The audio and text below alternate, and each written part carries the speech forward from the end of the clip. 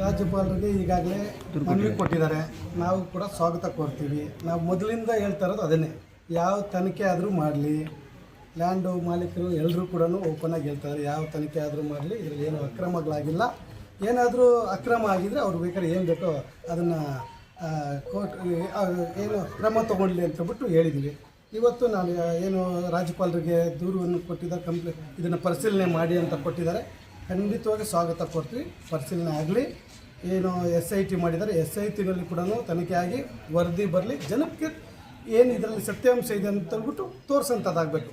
ಸುಮ್ಮನೆ ಅಪಪ್ರಚಾರಗಳು ಇನ್ನೊಂದು ಮಾಡೋದಕ್ಕಿಂತ ಸತ್ಯಾಂಶಗಳು ಏನಿದೆ ಇದನ್ನು ಹೊರಗಡೆ ಬರೋದು ಆದಷ್ಟು ಬರಲಿ ಅಂತ ಹೇಳ್ಬಿಟ್ಟು ನಾನು ಕೂಡ ಈ ಮುಖಾಂತರ ಹೇಳ್ತೀನಿ. ಸರ್, ಇದು ಬೇರೆ ಯಾರು ಅದು ನಿಮ್ಮ ಮಾಧ್ಯಮದವ್ರಿಗೆ ನಿಮಗೂ ಎಲ್ರಿಗೂ ಗೊತ್ತಿರೋಂಥ ವಿಚಾರ. ಯಾಕಂದರೆ ಇದರಲ್ಲಿ ಏನಿದೆ ಏನು ಅಂತ ಹೇಳ್ಬಿಟ್ಟು ಇದರಲ್ಲಿ ರಾಜಕೀಯ ಉದ್ದೇಶ ಬಿಟ್ಟರೆ ಬೇರೆ ಯಾವ ಉದ್ದೇಶಗಳು ಇಲ್ಲ. ಹಾಗಾಗಿ ಇದರಲ್ಲಿ ಆದಷ್ಟು ಬೇಗ ಸತ್ಯ ಏನು ಅಂತ ಹೇಳ್ಬಿಟ್ಟು ಜನಕ್ಕೂ ಗೊತ್ತಾಗುತ್ತೆ, ಆದಷ್ಟು ಬೇಗ ಹೊರಗಡೆ ಬರುತ್ತೆ ಅಂತ ಹೇಳ್ಬಿಟ್ಟು ನಾನು ಹೇಳ್ತೀನಿ. ನೀವು ಒತ್ತುವರಿ ಆಗಿದೆ ಅಂತಲೇ ಇಟ್ಕೊಳ್ಳೋಣ. ತೆರವುಗೊಳಿಸಿದ್ದಾಗಿದೆಯಾ? ಏನೋ ಒತ್ತುವರಿ ಆಗಿದ್ದರೆ ತೆರವುಗೊಳಿಸ್ಕೊಳ್ಳಿ ಅಂತ ನಾವೇ ಹೇಳ್ತಾ ಇದ್ದೀವಲ್ಲ. ಲ್ಯಾಂಡ್ ಮಾಲೀಕರು ಕೂಡ ಹೇಳಿದಾರಲ್ಲ, DC ಗೂ ಹೇಳಿದ್ದಾರೆ, AC ಗೂ ಹೇಳಿದ್ದಾರೆ, ತಹಸೀಲ್ದಾರ್ಗೂ ಕೊಟ್ಟಿದ್ದಾರೆ ಮನವಿ.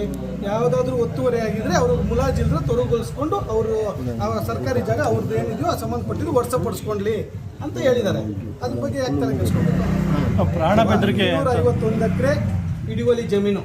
ಇದು ಬಿಟ್ಟು ಇನ್ನೇನು 51 ಎಕರೆ ಇದೆಯೋ ಅದೆಲ್ಲ ಸರ್ಕಾರದ ಜಾಗ. ಸರ್ಕಾರದ ಜಾಗ ಅಂದರೆ ಯಾವುದು?